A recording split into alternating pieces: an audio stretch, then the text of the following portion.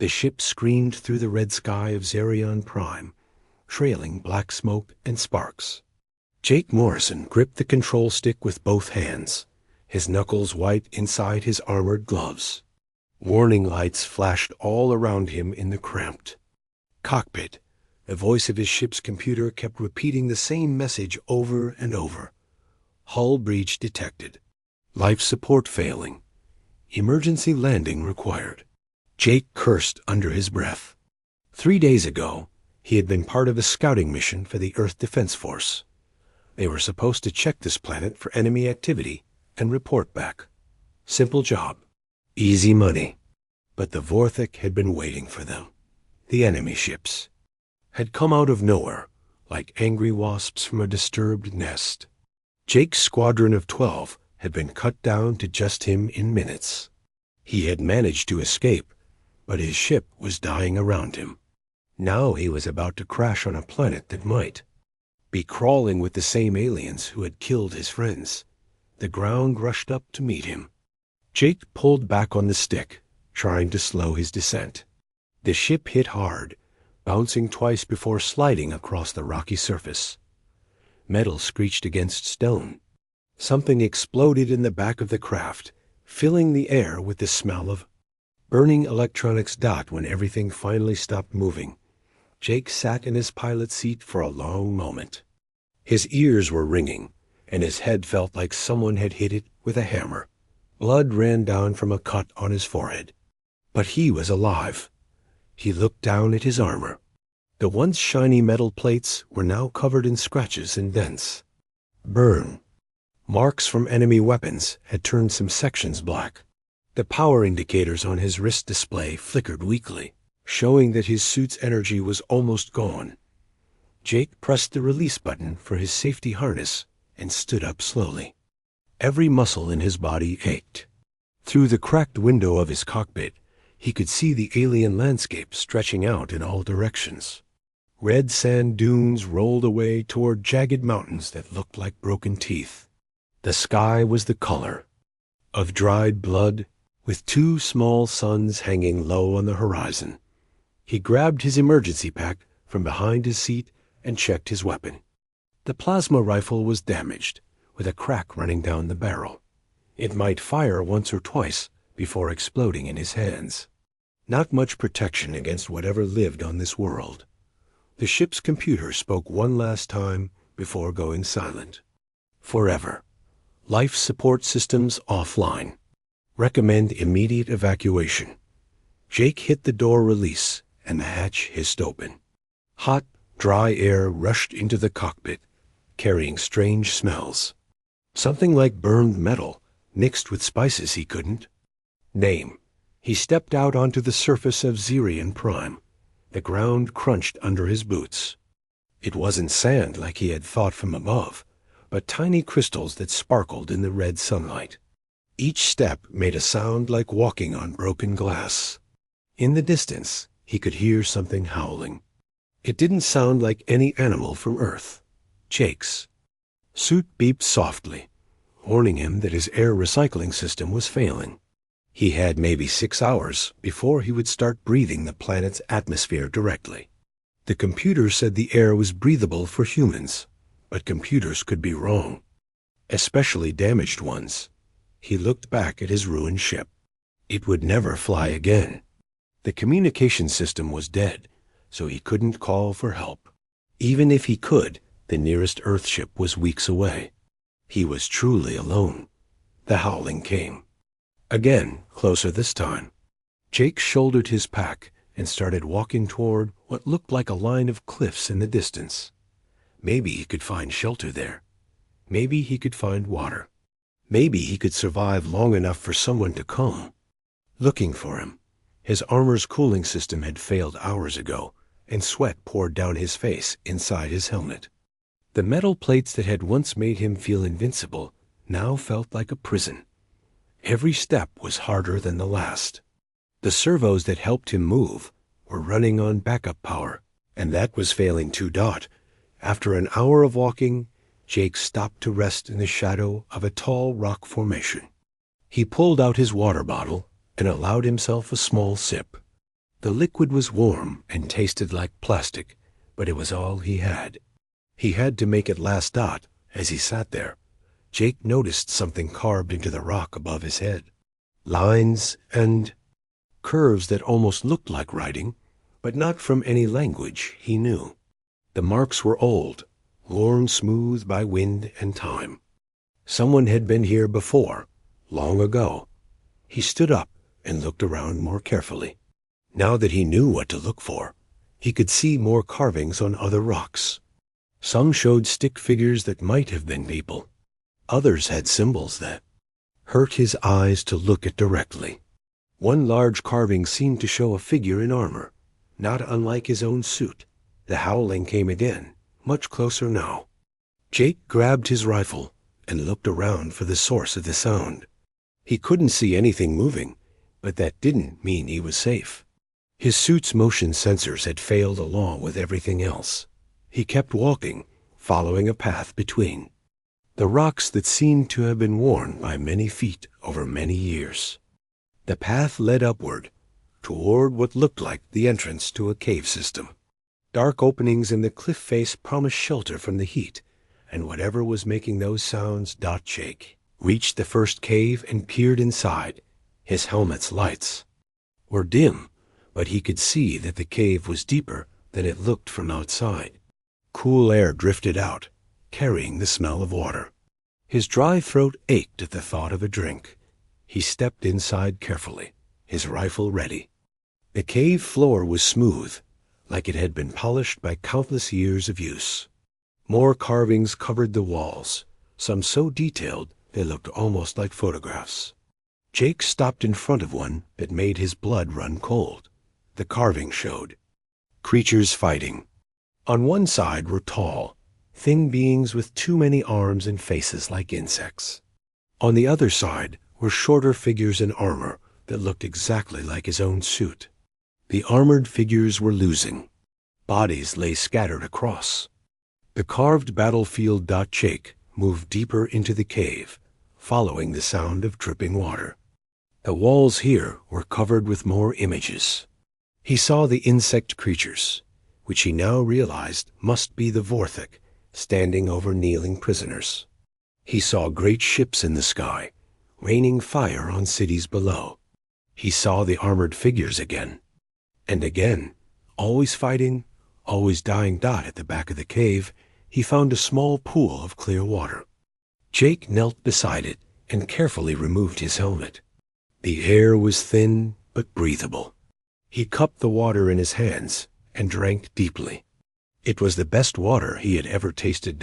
As he drank, Jake noticed something floating in the pool. A piece of metal, corroded and green with age.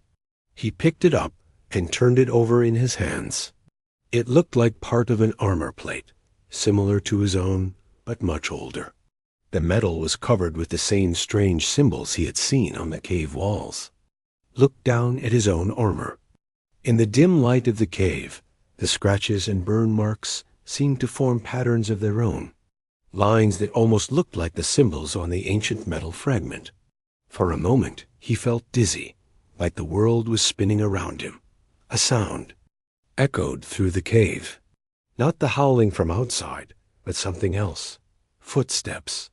Jake grabbed his helmet and rifle, his heart pounding. Someone was coming, and he had nowhere to run. Jake pressed his back against the cave wall and raised his rifle. The footsteps grew louder, echoing off the stone walls. He could hear voices now, speaking in a language that sounded like music mixed with whispers. The words meant nothing to him, but the tone was careful, almost afraid. 3 figures appeared at the cave entrance, silhouetted against the red sky outside. They were tall and thin, with blue-gray skin that seemed to shimmer in the dim light. Their heads were larger than human heads, with big dark eyes that reflected light like a cat's. They wore simple clothes made from some kind of woven material, and each carried a long spear with a crystal tip. The leader stepped forward slowly, his hands held out to show he meant no harm.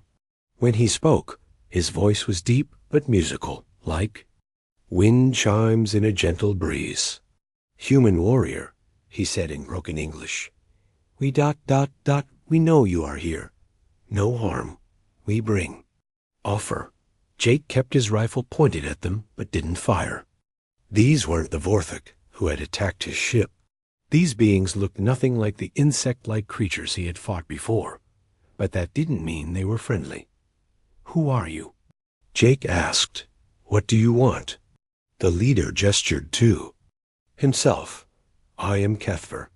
We are ... Zerathi. This is our world. We watch your sky ship fall. We watch you walk to sacred place. Sacred place? Jake glanced around the cave. You mean this cave? Yes. Cave of the Star Warriors. Very old. Very important. Kethver's eyes fixed on Jake's armor. You wear the metal of legends, like the ones in the stone pictures. Jake looked down at his battered suit. To him, it was just damaged equipment. But the way these aliens were staring at it, like it was made of gold and diamonds, made him uncomfortable. It's just armor, Jake said. Battle gear, nothing special. Kethver shook his head. No, is special, is why we come to you. We need ... we need help. The alien leader gestured to his companions. They stepped aside, and Jake saw a fourth figure behind them. It was smaller than the others, with lighter blue skin and silver markings around her eyes. She was young, maybe just a child by their standards. Her hands were bound with metal chains that looked too heavy for her thin arms. This is Lyra, Kethver said. She is ... how you say chosen. The Dark Ones, they come soon. They take her to the sky ships. She will die if she goes. Jake lowered his rifle slightly. The Dark Ones?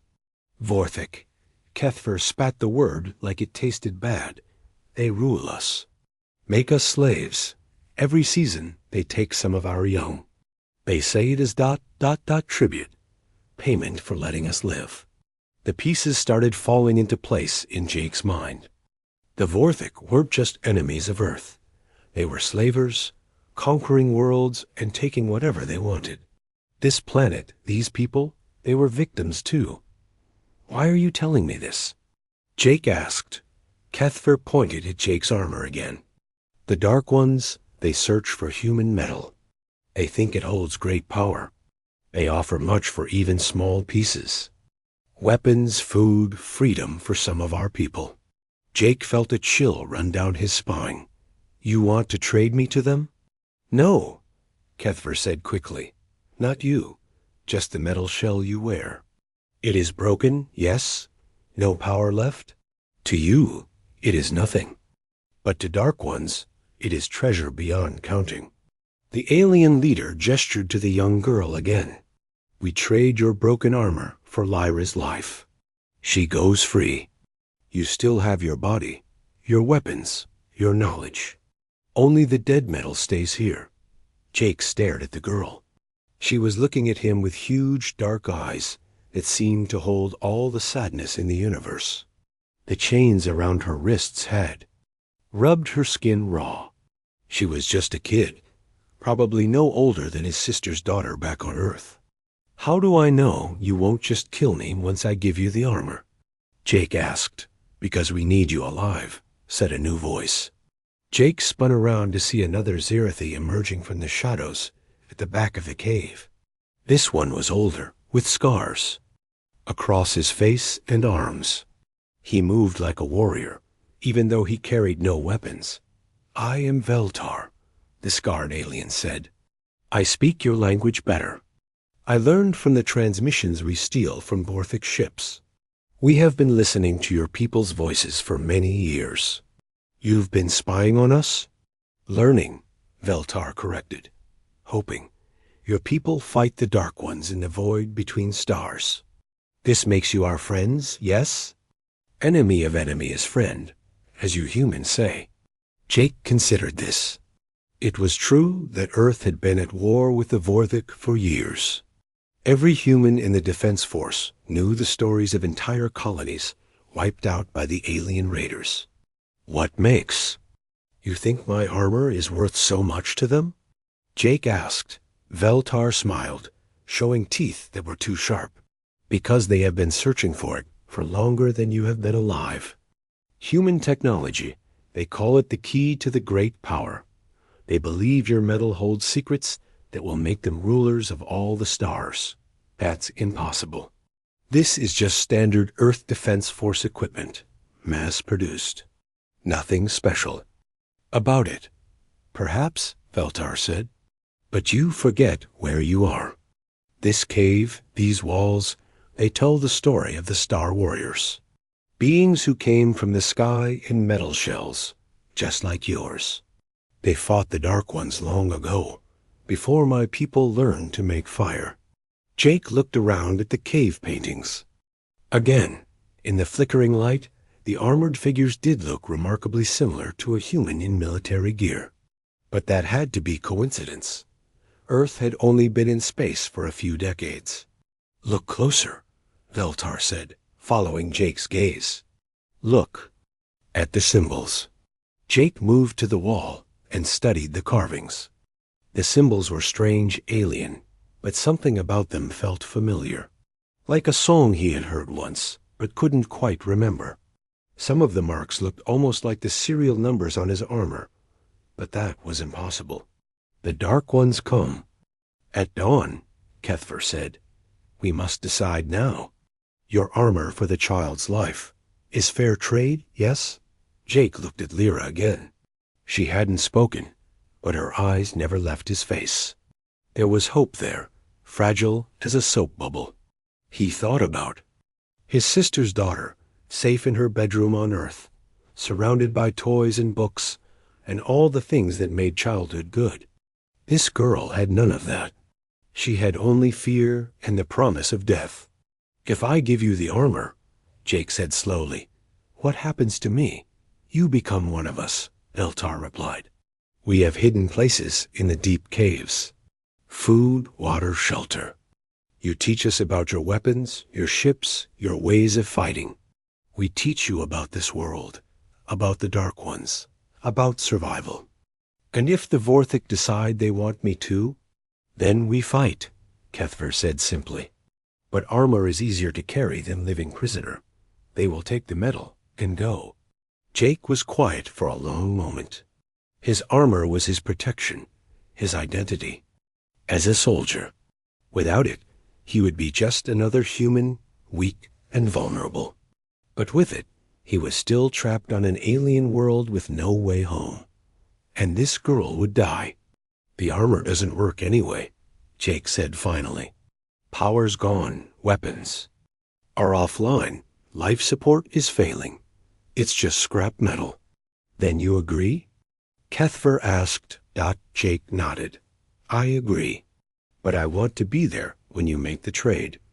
I want to make sure she gets away safely. Veltar translated quickly to the others. Kethver smiled and bowed his head. It will be done, Star Warrior. We meet. The Dark Ones at the ground of echoes when the first sun rises. There, we will trade dead metal for living hope. As the Zirathi prepared to leave, Lyra finally spoke. Her voice was soft, like water flowing over stones. What did she say? Jake asked. Veltar looked uncomfortable. She says ... She says the metal is not dead. She says it sleeps, waiting for the right time to wake up. Jake felt that chill again. What does that mean? Old stories, Veltar said quickly. Children's tales, nothing more. But as they left the cave, Jake noticed that Lyra kept looking back at him.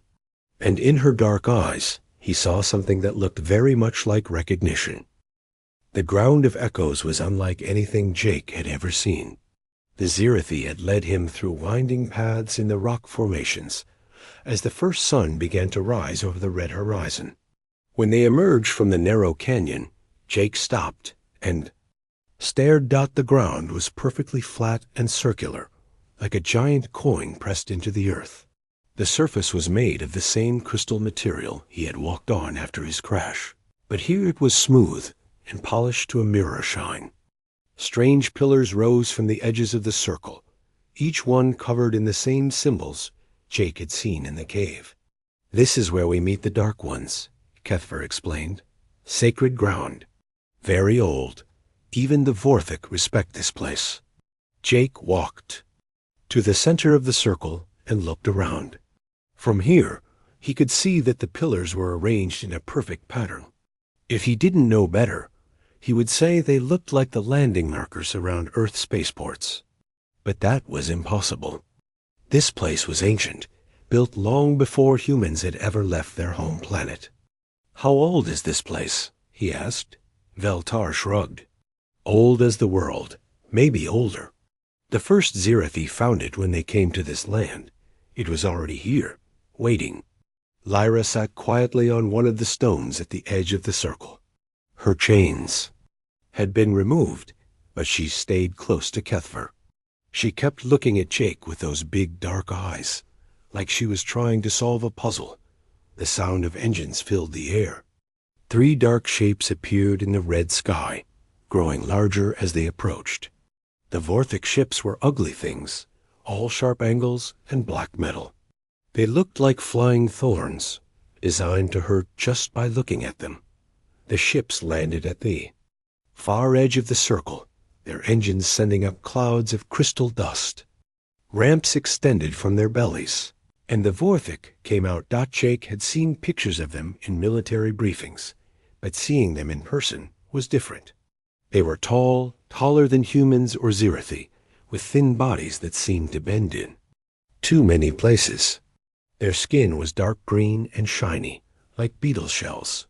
4 arms extended from each torso, ending in hands with too many fingers. But it was their faces that made Jake's skin crawl. They had compound eyes like insects, made up of thousands of tiny lenses that reflected the light.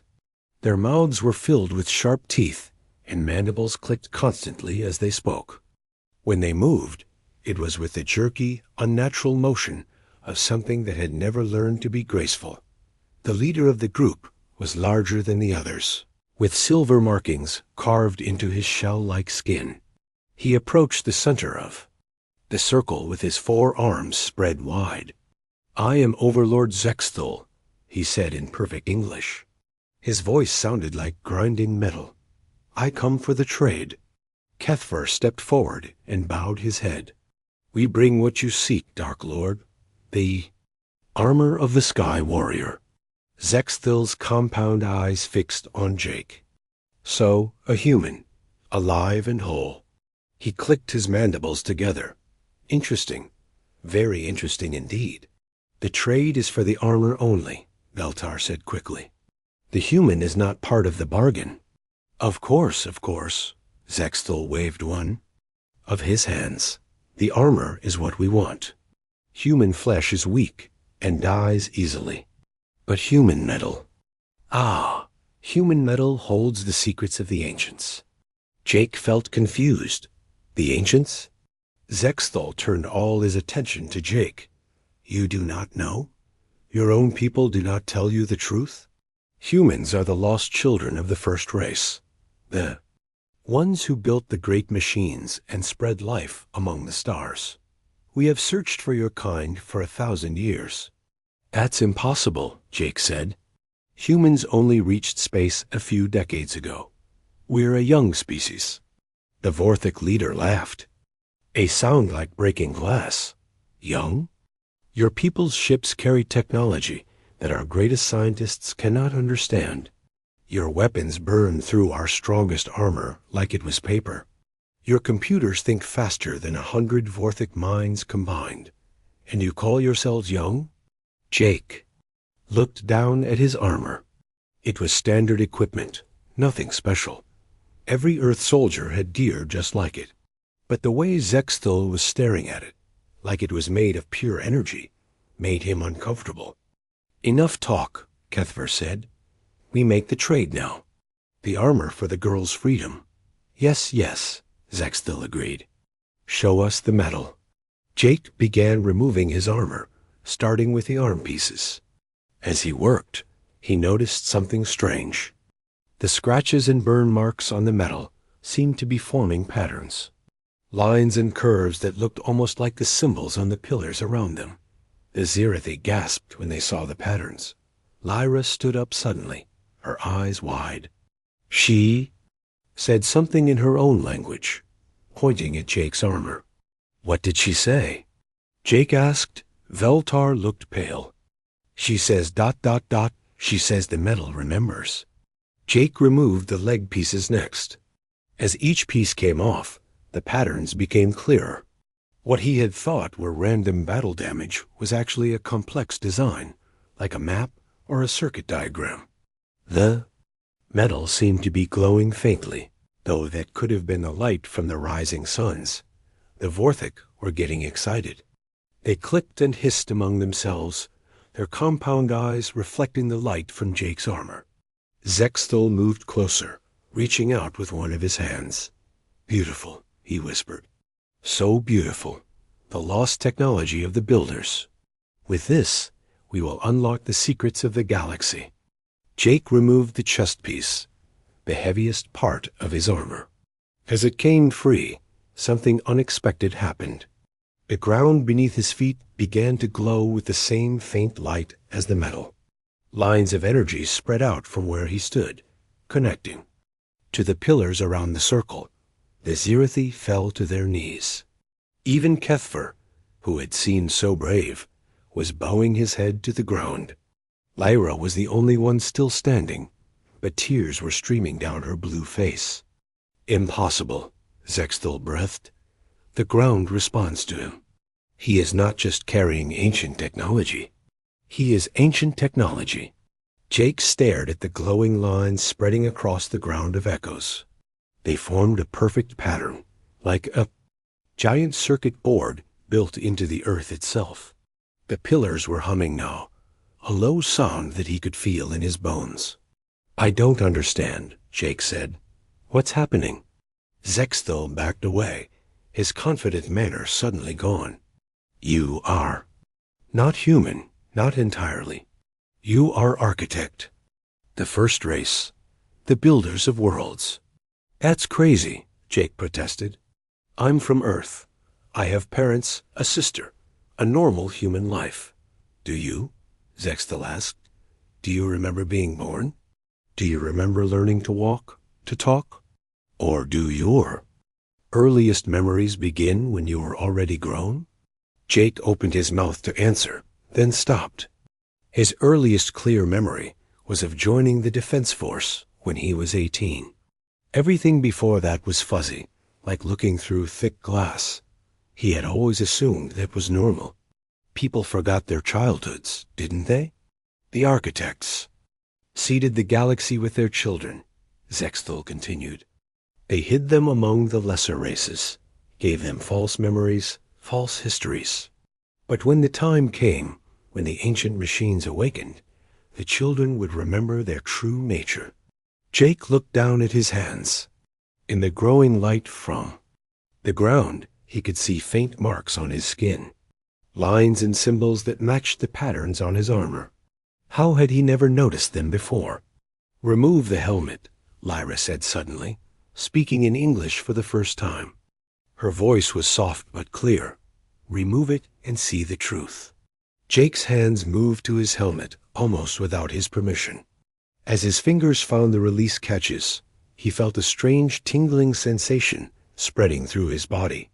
The helmet felt heavier than it ever had before, like it was fighting him. No, Zexthal said, backing away further. If he removes it completely, if the connection is made, we cannot control what happens next. But it was too late. Jake's fingers had already found the final release. The helmet came free with a soft hiss, and everything changed. The world exploded into light and sound and sensation. Jake could suddenly see energy patterns flowing through the air, hear the whispered songs of distant stars, feel the pulse of life from every living thing around him. The marks on his skin blazed like fire, and his eyes filled with knowledge that had been sleeping in his mind for years. He was human, but he was also something more, something ancient and powerful and terrible. and the Vorthik had just made the biggest mistake of their lives. The moment Jake's helmet came off, the world changed completely. Energy poured out of the ground of echoes like water from a broken dam. The crystal surface beneath his feet blazed with light so bright that everyone had to shield their eyes. The pillars around the circle sang with power. Their ancient symbols glowing like tiny suns. Jake stood in the center of it all, his bare head tilted back toward the red sky. The marks on his skin were no longer faint lines, but burning rivers of light that pulsed with his heartbeat. His eyes had changed too, filled with the same silver glow as the pillars. When he looked around, he could see things that had been invisible before. Energy flowed between all living things like golden threads. The Zirathi were connected to the planet itself by streams of light that ran deep into the ground. The Vorthik were different, darker, their energy twisted and hungry. They fed on the life force of others, taking and taking without giving anything back. But it was what he saw in himself that shocked Jake the most. Inside his body, sleeping for years, was a network of crystal circuits more complex than any computer. They were waking up now, connecting to systems buried deep beneath the planet's surface. Information flowed into his mind faster than he could process it. He saw the history of the galaxy spread out like a map. Billions of years ago, a race called the Architects had built great machines on 1,000,000 worlds. They had seeded life throughout the stars and watched it grow. But something had gone wrong. A war with creatures from the dark spaces between galaxies had forced them to hide their greatest creations. The Architects had scattered their children across the universe, hiding them in plain sight. Some became humans on Earth. Others became different species on different worlds. All carried the same sleeping potential, waiting for the right moment to awaken. Jake, Beltar called from the edge of the circle. The Zirathi warrior was still on his knees, but his voice was filled with wonder, not fear. "What do you see?" Jake turned to look at him, and when he spoke, his voice carried harmonics that made the air itself vibrate. "I see the truth. I see what we really are."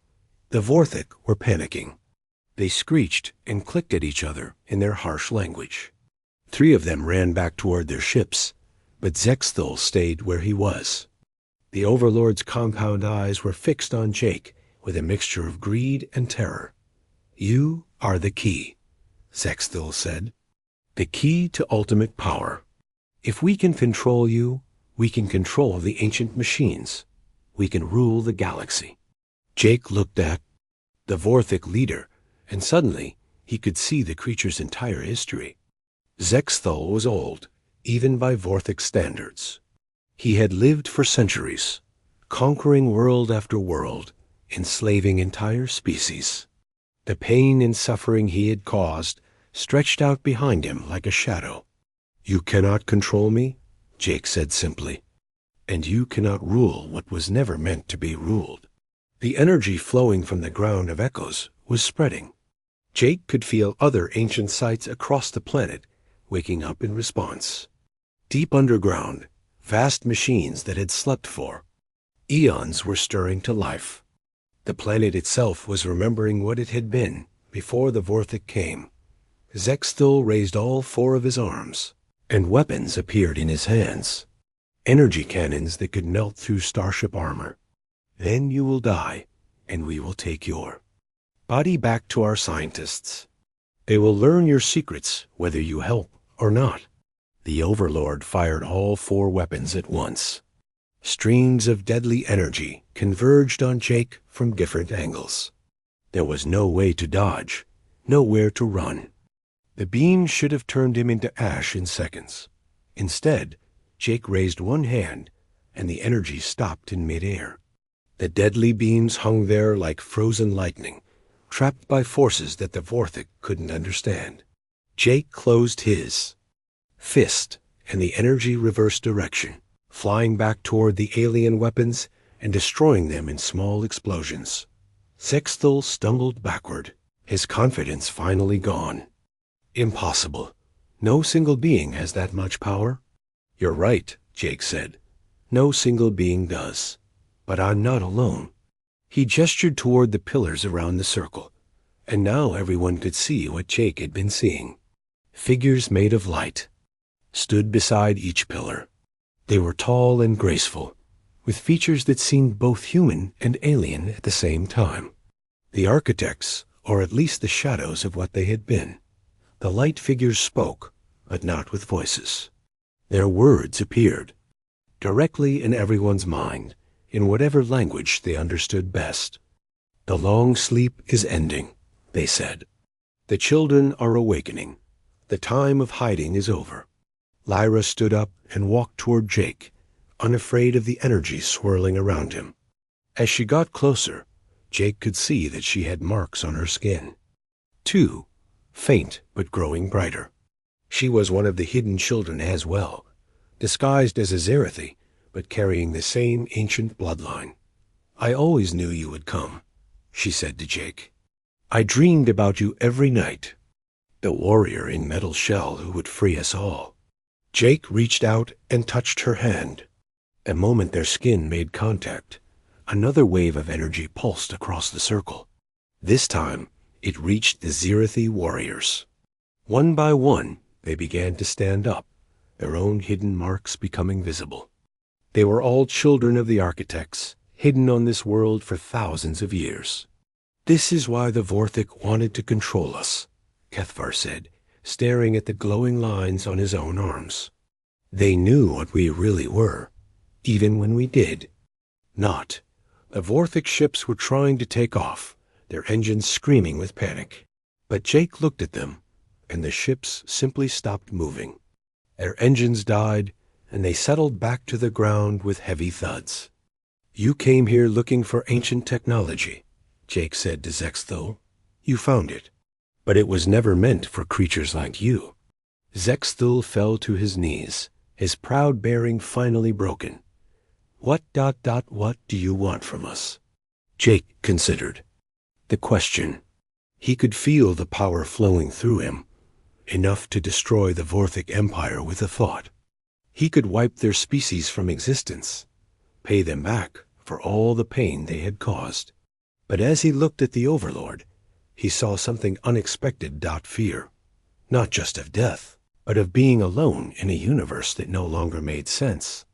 Vorthek had built their entire civilization on the idea that they were the strongest, the most advanced.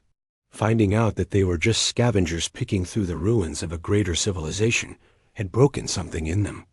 I want you to understand, Jake said finally. The galaxy doesn't belong to any one species. It was meant to be shared. The architects created thousands of different kinds of life because they believed diversity made the universe stronger. He gestured to the Zerathi around him.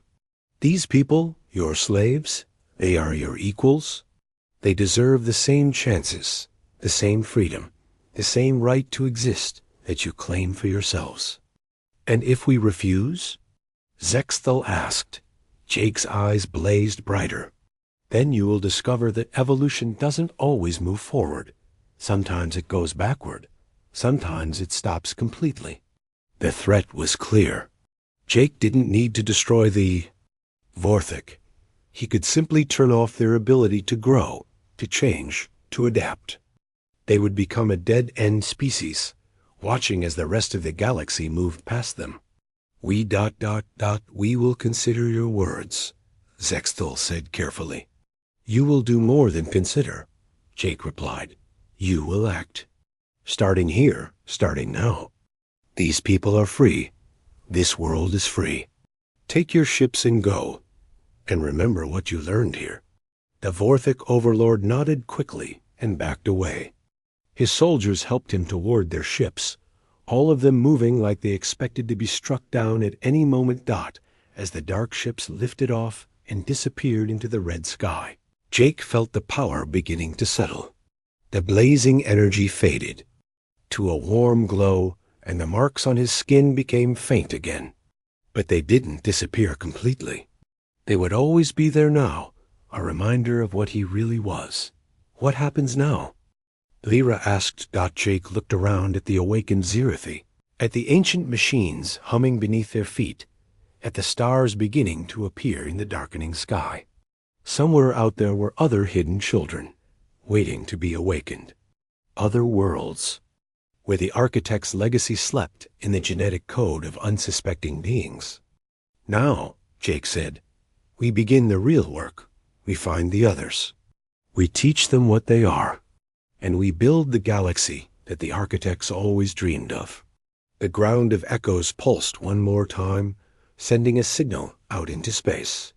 On distant worlds, other ancient sites began to wake up. The age of hiding was over. The age of unity was about to begin. 3 days after the awakening at the Ground of Echoes, Jake stood on a cliff overlooking the transformed landscape of Zarian Prime, where once there had been only red sand and jagged rocks. Now there were gardens of crystal that sang in the wind. Ancient machines had risen from beneath the planet's surface, their smooth metal surfaces gleaming in the light of the twin suns. The Zirathi had changed too. The marks on their skin glowed softly as they worked, using abilities they never knew they possessed. Some could speak with the planet's machines directly, making them grow food from nothing but sunlight and minerals. Others could heal injuries with just a touch of their hands. All of them moved with a new confidence, the knowledge of their true heritage burning bright in their eyes. Lyra approached from behind, her footsteps silent on the crystal path. She was learning fast, her young mind adapting to the new reality better than most. In just 3 days, she had mastered abilities that should have taken years to develop. The first Earth ship will arrive tomorrow, she said, settling down beside Jake on the cliff edge. Are you ready to see your own people again? Jake nodded, though he felt nervous about it. He had sent a message to Earth through the ancient communication system buried deep in the planet. The message had traveled faster than light, reaching human space in hours instead of the months it would take a normal signal. But the message he had sent was not a call for help. Instead, it was a warning and an invitation. He had told them about the architects, about the hidden children scattered throughout the galaxy, about the responsibility that came with awakening to their true nature. I wonder how they'll react, Jake said, learning that everything they thought they knew about human history is wrong. The same way we did, Lyra replied. With fear first, then wonder, then acceptance. Truth has a way of making itself known, even when people don't want to hear it. Below them in the valley, Kethve was training a group of young Zirathi in the old fighting arts. But these weren't the desperate survival skills they had learned under Vorthok rule. These were the graceful, deadly techniques of the architect. Guardians, passed down through genetic memory and awakened by the return of their power. Veltar appeared at the top of the path, moving with the quick efficiency that had made him a good spy. Jake, you need to see this. We're getting signals from all over the galaxy. They followed him to the communication center that had grown from the ground like a metal flower. Inside, holographic displays showed a map of the known galaxy. Thousands of points of light were scattered across the star map, each one representing an awakened ancient site. It's happening everywhere, Veltar explained. The signal from our awakening spread across space faster than anything we've ever seen. Other hidden children are waking up on hundreds of worlds. Jake studied the map. Some of the lights were in human space, which made sense. But others were in regions controlled by alien species he had never heard of. The architects had been even more thorough than he had imagined. Are they all peaceful awakenings? Jake asked. Veltar's expression darkened. Most are, but some are not going well. Here and here, he pointed to several red lights on the map. The local governments are trying to capture or kill the awakened ones. They see them as threats to their power. Then we help them, Lyra said simply. That's what family does. The word hit Jake harder than he expected. Family. That's what they were now, all of them. Not just the Zirathi on this world, but every awakened child across the galaxy. They were connected by bonds deeper than blood, older than civilization itself. New signal appeared on the display, much closer than the others. Jake recognized the frequency immediately. That's the Earth Defense Force cruiser Endeavor, Captain Lisa Porter commanding. You know this ship? Kethver asked. He had joined them in the communication center, his warrior's instincts making him suspicious of any approaching vessel. I served on her for 2 years, Jake said. Lisa's a good officer. Fair, smart, doesn't shoot first and ask questions later. If Earth was going to send someone to investigate my message, she's exactly who I would have picked. The communication system chimed, indicating an incoming transmission. Jake activated the display, and Captain Porter's face appeared in the hologram. She looked older than Jake remembered, with new lines around her eyes and gray streaks in her. Dark hair. Jake Morrison, she said, and her voice carried a mixture of relief and confusion. When we lost your signal 3 days ago, we assumed you were dead. Imagine our surprise when we received your unusual message. Hello, Captain, Jake replied. I know what I told you sounds impossible, but you'll understand better once you see what's happening here. I'm hoping you can explain it to me in person. We're requesting permission to land. I'm bringing a small diplomatic team, including Dr. Hayes from the Xenology Department. Jake looked around at his friends. Kethver nodded approval. Tell them they can land at the coordinates I'm sending now. But Captain, make sure your people know they're about to see things that will change how they think about everything. Understood. We'll be down in 1 hour. The transmission ended, and Jake felt his stomach tighten with nervous energy. In 1 hour, he would have to explain to his former commanding officer that humanity was not what it seemed to be, that they were the children of beings so advanced that their technology looked like magic. Do you think they'll believe you? Lyra asked. They'll have to, Jake said. The proof is all around us. An hour later, the Earth ship touched down in the landing field that had grown from the crystal ground. Jake waited with a delegation of Zirathi. As the ship's ramp lowered and the human crew emerged, Captain Porter stepped out first, her hand resting casually on her sidearm. Behind her came Dr. Susan Hayes, a tall woman with intelligent eyes, who immediately started taking readings with a handheld scanner. 2 Marines brought up the rear, their weapons ready but not aimed at anyone.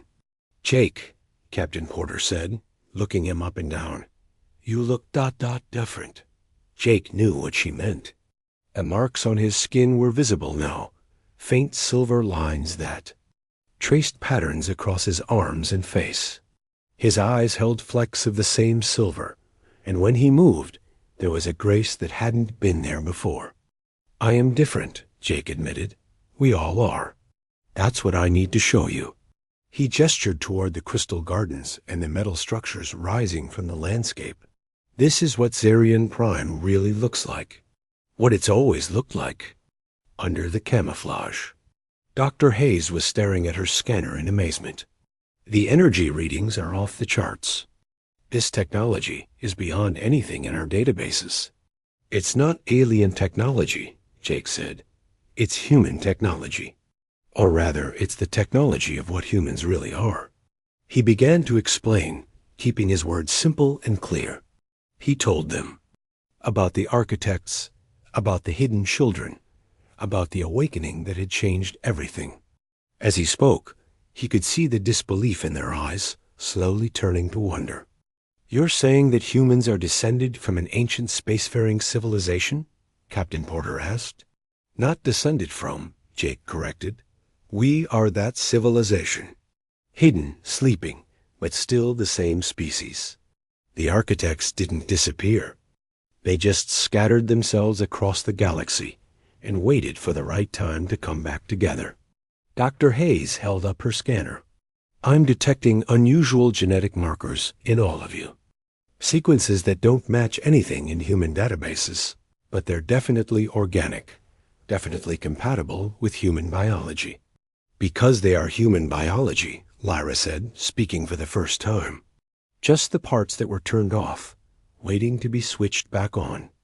The young Zirathi stepped forward, and Jake saw Captain Porter's eyes widen as she noticed the similarities between Lyra's facial structure and human features. Despite the blue skin and larger eyes, the underlying bone structure was remarkably similar. "Show them," Jake said to Lyra. The girl nodded and placed her hand on a nearby crystal formation. Immediately, the crystal began to grow, extending upward and outward in beautiful, complex patterns. Light flowed through the new structures like water, creating a display of beauty that made the humans gasp. Every species that carries architect. Genes can do things like this, Jake explained. We're all connected to the same source, the same ancient knowledge. The galaxy was never meant to be divided by species barriers. We were meant to work together. Captain Porter was quiet for a long time, watching as more Zirathi demonstrated their abilities. Finally, she spoke. "What does this mean for Earth, for humanity?" "It means we have a choice," Jake said. "We can keep fighting with other species, trying to grab as much territory and resources as we can. Or we can remember what we really are and start building the civilization that the architects always dreamed of." Dr. Hayes looked up from her. "Scanner again. I'm detecting similar energy signatures from Captain Porter and the Marines. Faint, but definitely there." Jake smiled. "The awakening is already beginning. Every human who comes into contact with active architect technology will start to change. The question is whether Earth wants to guide that change or fight against it." Captain Porter looked around at the transformed landscape, at the Zirathi, working peacefully with technology beyond imagination, at Jake himself standing calm and confident in the center of it all.